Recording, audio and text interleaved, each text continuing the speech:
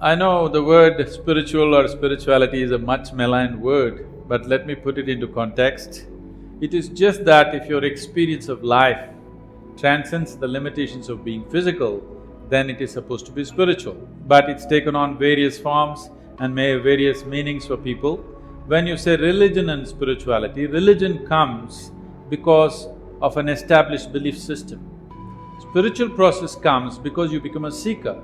You can become a seeker only when you realize that you do not know. When you realize the immensity of I do not know, the longing to know and the search for knowing begins.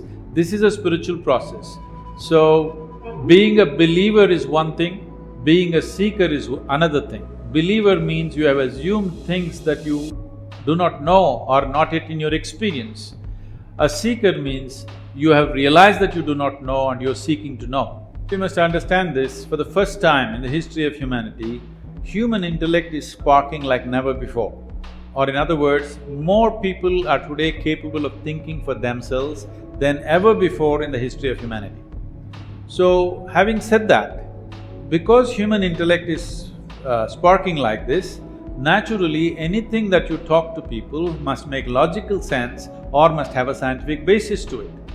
So in pursuit of human well-being, people have looked up heavenward and people have become hallucinatory and they've fought wars, they've done horrible things to each other and they continue to do it even today. And many people started looking outward in search of human well-being.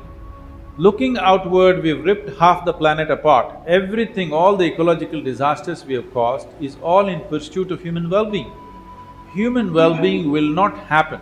Human well-being will not happen unless one turns inward, because human experience is created from within. Or in other words, in is the only way out. Once you realize this, spiritual process or yoga, a technology for inner well-being, tools for self-transformation becomes very relevant. In my perception, what I see is, as human intellect fires more and more, you will see in the next 25 to 50 years, yoga will become the norm on the planet, not an exception.